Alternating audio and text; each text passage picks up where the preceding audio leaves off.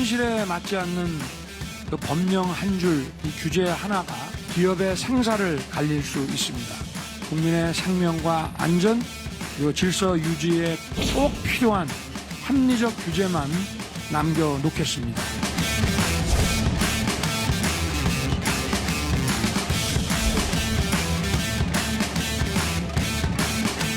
기업의 창의와 활력을 제한하는 여러 가지 불합리한 규제의 혁신이 절실한 시점입니다.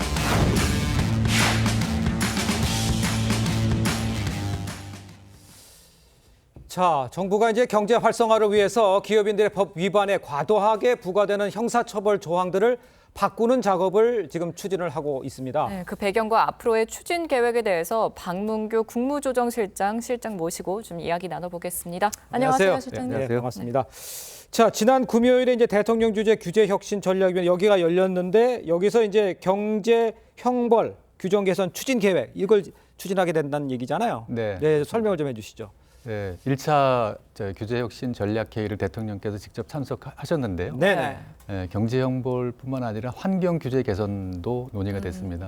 근데 경제 형벌 개선을 논의하게 된 것은 윤석열 정부의 국정 방향 중에 하나가 시장 중심의 그 경제 운영을 하겠다는 겁니다. 민간 중심의 시장 경제를 살리는 것입니다.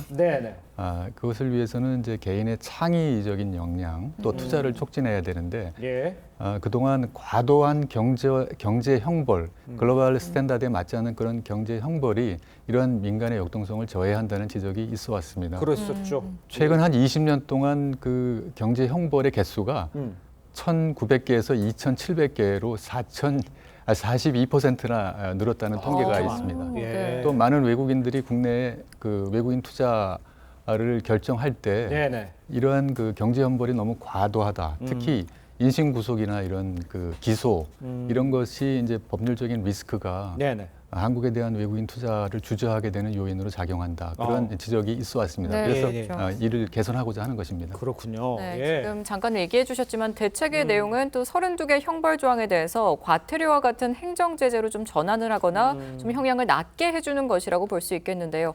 어떤 절차와 좀 기준으로 이렇게 좀 정하게 되셨는지. 우선 중소기업 중앙회 등 뭐 경제 단체에서 건의가 있었고 또 그동안 학계에서도 지속적으로 이런 불합리성에 대해서 지적이 있어 왔습니다. 그래서 법무부, 기재부 등 또 관련 부처하고 경제형벌 개선 TF를 구성해서 그동안 논의를 해왔고 1차로 우선 32개 그런 과제 개선 실적을 이번에 발표하게 됐고 여기가 끝나는 것이 아니고 계속해서 저희들이 검토를 해서 개선되는 것을 그때그때 발표하도록 하겠습니다. 그렇군요.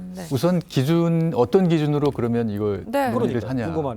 보면은 형벌의 정도, 이런 경제 형벌의 정도하고 그 형벌 제도가 달성하고자 하는 그 법익 그런 목표가 있습니다. 이게 비례적으로 맞아야 되는데 이게 너무 언밸런스해서 이런 불합리하다라는 지적이 있으니까 이런 비례성을 좀 맞추자 하는 것에 포인트가 있습니다. 그래서 인신구속 같은 그런 징역형보다 경제적인 제재가 오히려 더 이거 법을 잘 지키는 데 도움이 된다라고 하면 형벌을 빼고 경제적인 제재를 더 강하게 하는 것이죠. 이렇게 이제 그런 비례성을 감안해서 합리화한다 그렇게 보시면 되겠습니다. 그러니까 이제 활성화하기 위해서 그런 걸 좀 합리화한다 이렇게 저희가 이해를 하시면 될 것 같은데, 근데 이제 일각에서는 야 이게 좀 친기업적인 게 아니냐 이런 지적을 할 수도 있을 것 같아요. 거기에 대해서는 어떻게 반박할 수 있을까요? 네, 그렇습니다. 아무래도 이제 친기업적인 그런 조치다 보니까 이거 뭐 재벌한테 면죄부 주는 거 아니냐 그런 생각을 할 수가 있고 또 그런 프레임으로 말씀하시는 분도 있습니다. 근데 그것은 조금 전에 말씀드린 대로 이러한 그 형벌을 부과하는 정도와 형벌이 달성하고자 하는 당초 목표와의 비례를 감안해서 합리화하고자 하는 거지 기업에 대해서 다 포괄적인 면죄부를 주는 것은 아니다라는 점을 말씀을 드리고 싶습니다. 앞으로 또 어떻게 진행될지도 궁금한데요. 이번 규제혁신 전략회의에서 또 규제혁신 추진 상황과 향후 추진 계획도 보고를 하셨는데 여기서 핵심적인 내용 뭐죠? 네, 그동안 940여 개를 저희가 과제를 발굴해서 190개, 3개월 동안 190개를 해결을 했습니다. 예. 남아 있는 게 한 750개 정도 되는데 예. 그 중에 한 70% 정도 되는 것을 정부가 해결할 수 있는 과제, 그러니까 정부가 시행령이나 시행규칙이나 정부 입법 과제가 한 70%, 예. 네. 국회에 보내서 처리해야 되는 과제가 한 30% 정도 됩니다. 그래서 예. 저희들이 이제 정부 입법 과제 위주로 우선적으로 과제를 발굴하는 것은 잘 아시는 바와 같이 지금 국회 상황이 저희가 법안을 내면 자동적으로 되는 그런 상황이 아니다 보니까 그렇죠. 정부가 바로 조치할 수 있는 것, 국민들이 체감할 수 있는 조치를 할 수 있는 정부 입법 과제 위주로 과제를 선정을 했고 예. 저희가 법안 국회에 보내야 되는 과제는 또 국회에 가서 예. 또 이렇게 합리적인 그런 국회 법 개정이 필요한 사항에 대해서 예. 또 여야가 합의해서 처리할 수 있도록 그렇게 설명해 나가도록 하겠습니다. 알겠습니다. 네. 지금 말씀해 주신 걸 쭉 들어보면 이제 기업하시는 분들은 내가 어느 게 맞겠구나 이런 것들을 생각해 보실 수 있는 기회가 되겠는데 일반 시청자들은 그럼 좀 나한테는 좀 와닿는 게 뭐 없을까 뭐 이렇게 생각하는데 일반 시청자들이 좀 뭐 받아들일 수 있는 뭐 그런 사례가 있으면 좀 하나 좀 설명해 주세요. 뭐 대표적인 사례가 이제 영상 지도에 대한 보안 규정을 완화하는 겁니다. 구글 맵의 경우에는 다 잘 나오죠. 네, 모든 그렇죠. 개인 집까지. 근데 그렇죠. 저희는 이제 국정원의 보안 규제가 있습니다. 그래서 해상도가 높은 것은 보안 구역이라고 이렇게 표시하도록 되어 있습니다. 네, 그렇죠. 근데 그런 규제를 이번에 완화를 합니다. 그래서 예. 해상도를 4m에서 1.5m까지 해상도를 더 높여도 보안 규제에 적용을 받지 않는 이런 조치가 있는데 네. 이런 것들은 사실 종전에 국정원의 기조라면 이게 허용이 잘 안 되는 건데 그동안 많은 협의를 거쳐서 예. 이런 것도 개선해 가기로 했습니다. 아. 그래서 관련된 산업도 좀 활성화될 수 있지 않을까 이렇게 생각이 되고요. 네. 또 앞으로 저희가 법안을 내야 되기는 하지만 의료정보에 자기가 이제 진료받은 정보의 데이터를 예.